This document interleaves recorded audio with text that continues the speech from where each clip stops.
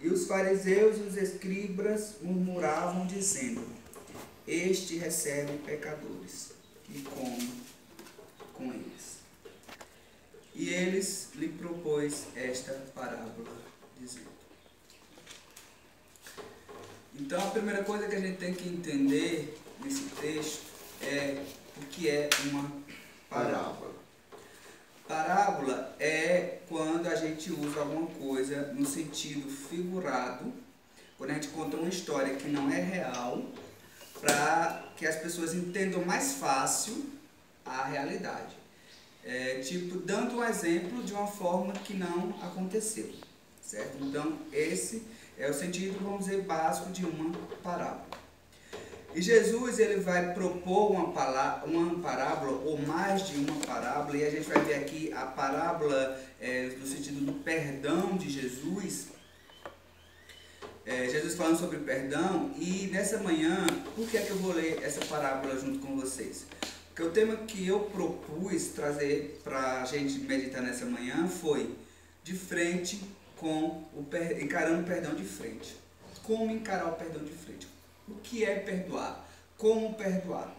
Então, nada mais do que justo a gente ver alguns princípios que Jesus usa para poder entender as questões do perdão. E aí, ele vai propor essas parábolas. Vamos então entender o contexto para a gente propor essas parábolas. Vamos lá. Então a gente já sabe que Jesus vai falar sobre parábolas. Mas por que ele falou por que é que ele resolveu fazer essas parábolas? Muitas vezes a gente lê a Bíblia e a gente tem que ter cuidado, porque a gente, na Bíblia, tem muitas palavras que elas são muito rebuscadas, tem um significado mais rebuscado, ou aquela palavra ela tinha um significado muito forte na antiguidade e hoje não tem tanto. Então, quando a gente vê essas palavras que Jesus conta aqui no sermão, no texto de Lucas 15, a gente talvez não entenda o sentido, porque às vezes a gente não sabe o significado dessas palavras. Então vamos agora ver o significado dessas palavras para a gente entrar no sermão, nas palavras de Jesus. Chegando a ele, todos os publicanos. Então, quem eram os publicanos? Está aí no versículo 1. Chegando a ele, todos os publicanos. Quem eram? Publicanos eram judeus escolhidos pelos romanos para cobrar imposto aos próprios judeus. Vamos explicar melhor. A gente sabe que na antiguidade sempre tinha uma nação que vinha com o seu exército, tomava uma terra, dominava todo mundo e fazia ela de escravo. Na época de Jesus, a nação que estava escravizando toda a antiguidade era o povo romano. Então, Roma, todo mundo conhecido, Roma escravizou aquele povo e tomou suas terras. Entre esse povo estava o povo de Deus. Um judeu que cria na palavra, entendia-se ele, que ele era quem? Filho de Deus. Cara, eu sou filho de Deus. Por que é que eu vou estar pagando imposto a um filho de Belial? Certo? Então era um traje você pagar um imposto a um romano. Mas como eles estavam subjugados, esperando o seu Redentor, que o seu Redentor viria, eles estavam ali orando, pedindo a Deus o seu Redentor, mas estavam sendo obrigados a pagar o tributo. Só que, quem era que ia cobrar esses tributos para Roma? Roma não ia mandar o povo de lá para vir cobrar. Roma escolhia judeus da terra para cobrar esses tributos. E qual era o nome que se dava a esses judeus? Se dava o nome de publicanos, os cobradores de impostos judeus que cobravam impostos a Roma.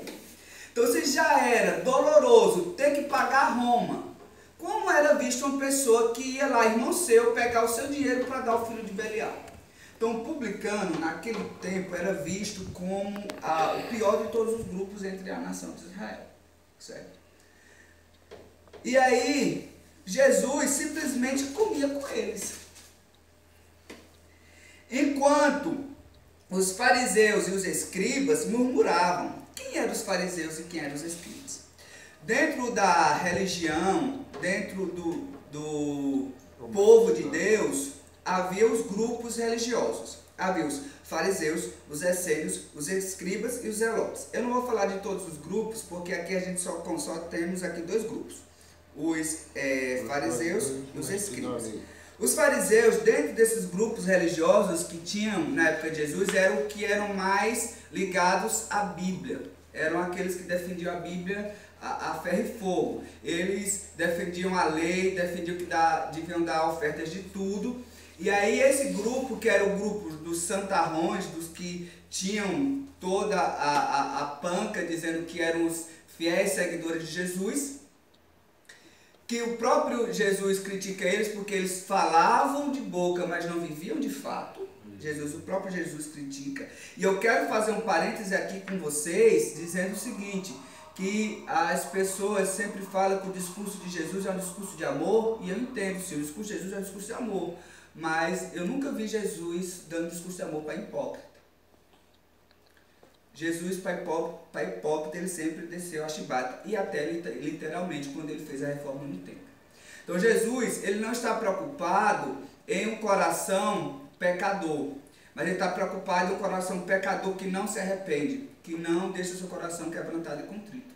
E era esse grupo aqui, que tinha a lei acima de tudo, dizia que seguiu a Bíblia como um sepulcro caiado, por fora bonito, mas por dentro podre.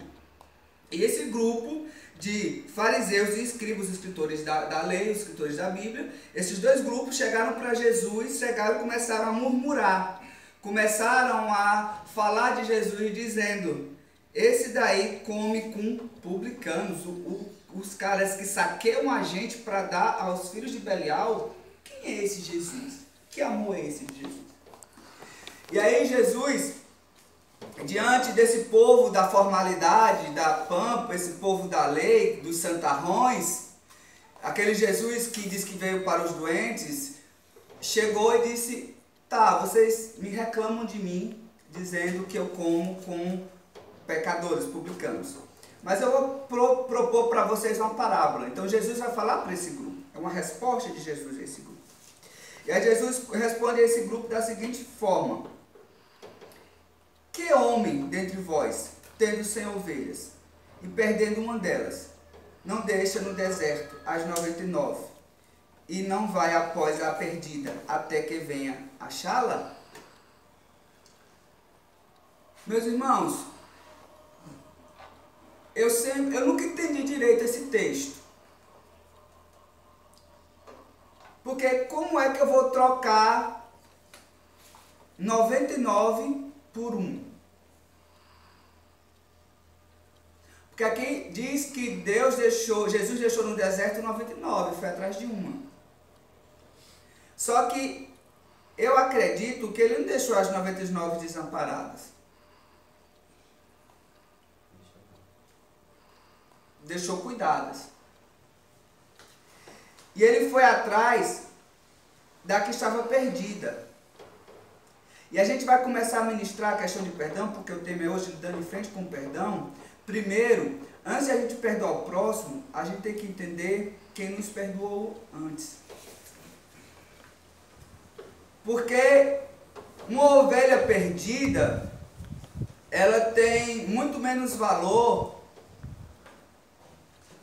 do que 99 achadas. Mas o amor do pastor era tão grande para com essa ovelha que ele não conseguiu ficar sem procurá-la. O texto aqui ele não é claro, ele não diz: e o pastor deixou alguém cuidando das 99. Aqui diz que o pastor deixou as 99 no deserto. E eu não consigo compreender como é que 99 vale menos do que 1. Porque poderia vir um lobo e atacar essas 99. E eu muito tempo me questionava quanto a isso, e a resposta que Deus dá no meu coração é que Deus ele não procura números. Ele não está querendo fazer uma igreja cheia de crentes vazios. Mas o Senhor Deus está procurando as ovelhas perdidas da casa do Pai. O Senhor, Ele nos ama. E a gente tem que entender o amor de Deus de uma forma incondicional. E o que é uma forma incondicional? In quer dizer não. Condição, condição. Deus nos ama sem nenhuma condição nossa. Quando o Senhor nos criou, não havia nenhum atributo em nós para que nós fôssemos amados. Deus nos amou. A única coisa que havia na gente era que éramos a sua imagem e semelhança. E Ele nos amou. Eu não sei se aqui todos são pais, eu ainda não sou, pretendo ser. Mas quando o meu filho nascer, ele vai ser fraco, não vai ter nada que eu possa me aproveitar dele para benefício próprio, mas ele é a minha imagem. E eu vou amar ele incondicionalmente e vou cuidar dele para que ele seja um homem de Deus. Então é por isso que Deus ele nos chama de pai e filho. Porque quando a gente nasce, não tinha nenhum atributo que Deus olhasse e dissesse, eu posso me aproveitar disso. Não, porque Deus ele é Senhor de tudo. Então ele diz, olha, eu amo. Só que o homem escolheu andar por si só quando comeu do fruto proibido. O fruto proibido, que é a árvore do conhecimento do bem e do mal, que não tem a ver com maçã, a Bíblia não existe essa árvore hoje, é um fruto que é só do conhecimento do bem e do mal. Quando o homem caiu, por que é que só comer um fruto em si faz o homem cair? Não. O que a gente tem que entender naquele momento, que Deus colocou uma chave no meio do jardim. Disse, olha, eu lhe gerei. Você é a minha imagem, você é a minha semelhança, você é meu filho. Tudo que tem em você, eu tenho 100 vezes mais. Você não precisa fazer nada, não precisa chorar, não precisa gritar, não precisa espernear para que eu lhe ame, para que eu venha toda tarde, porque toda tarde Deus vinha conversar com sua criação, com Adão. Não precisa você gritar para eu vir, eu converso com você, você é o meu filho. E ali, Deus disse, olha, mas não quero que você me sirva por obrigação. Eu quero lhe dar liberdade como um bom pai dá liberdade aos seus filhos. Então, a árvore do conhecimento do bem e do mal nada mais é do que uma chave de escolha. E é a chave de escolha que Deus dá para nossas vidas. E o homem decidiu, através do pai da mentira, que seria melhor ele andar sem o seu pai, que ele era autossuficiente, que se ele comesse ele seria igual ao seu pai. E esse filho agora, quando se coloca nessa pretensão de querer ser maior do que o seu pai, e abandona o seu pai e foge, o seu pai disse, ali vai embora a minha imagem, a minha semelhança. Foi a minha ovelha perdida embora. Mas eu não vou deixar de amar, porque ele é a minha imagem e a minha semelhança. O filho continua sendo filho. Não deixou de ser filho. O filho continua não tendo característica que o pai possa se aproveitar dele. Muitas vezes a gente interpreta Deus errado, porque muitos pais criam os filhos para no futuro se aproveitar deles. Ó, menino, tu tá trabalhando, estudando para no futuro, quando eu for velho, você cuidar do seu velho pai. Muitas vezes a gente vê as relações entre pai e filho, uma relação de troca, uma relação não de um amor verdadeiro, apenas sem condições. Eu te amo só porque eu te amo. Não. Por isso que muitas vezes a gente se afasta de Deus, porque a gente pega as nossas relações e compara com a relação nossa com Deus. E aí Deus vê o seu filho indo embora, comendo daquele fruto.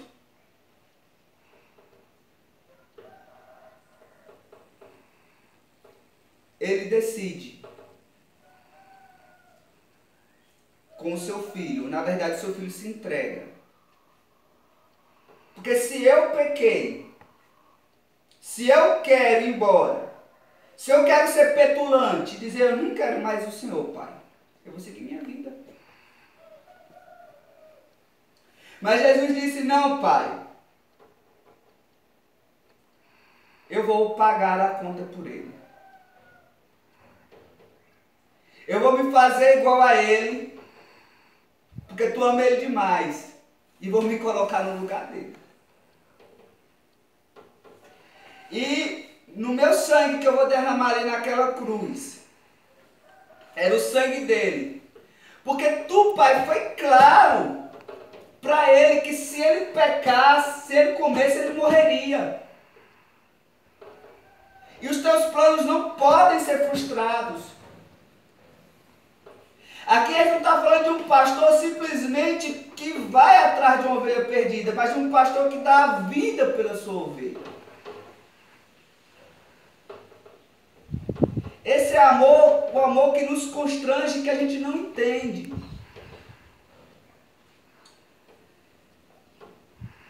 E Jesus faz-se homem e morre. E quando ele morre, ele disse agora, aqueles que decidirem voltar para os braços do Pai, eu morri por você.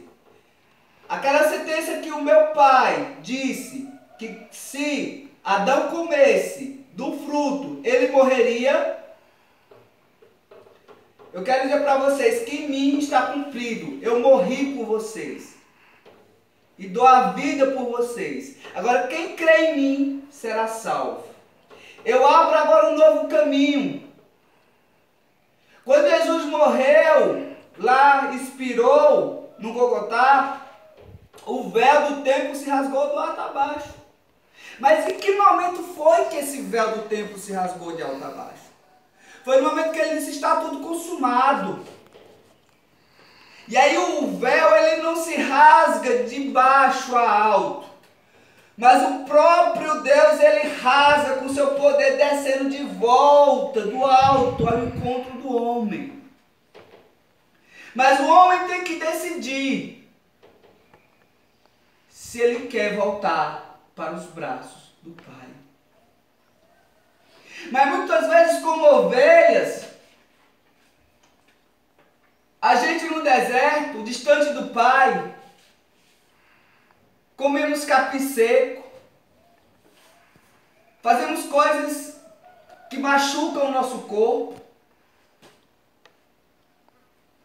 e a gente ainda olha para o nosso Pai e diz, por que é que tu ainda deixa fazer que essas coisas aconteçam comigo?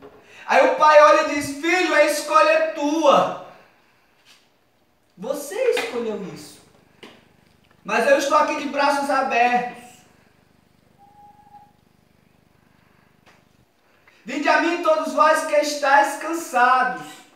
Jesus ele me disse, eu vou obrigar vocês a vir a mim, eu vou aí pegar vocês pelo braço e vou puxar. Ele disse, olha, eu estou aqui porque eu lhe dou a liberdade, vinde a mim.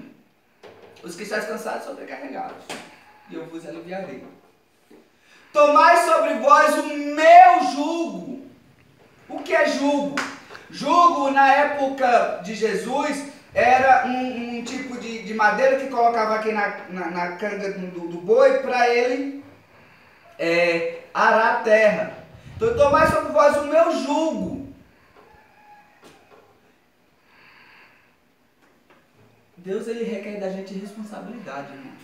Jugo da ideia de que um boi que vai para o trabalho e quem põe a mão no arado não pode olhar atrás. Muitas vezes a gente confunde amor com irresponsabilidade. Mas Jesus, ele é claro, tomai um jugo, uma responsabilidade de ser filho. Porque quem é filho não come migalhas. Quem é filho não come bolotas de cachorro.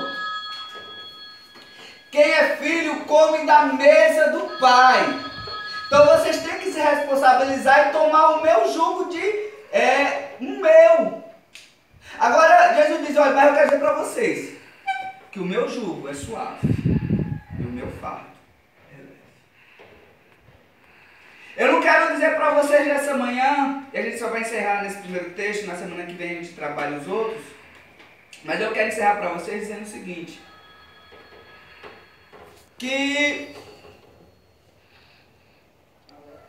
o peso do pecado é a morte. Porque a palavra de Deus diz que o salário do pecado é a morte. Esse é o jugo do pecado.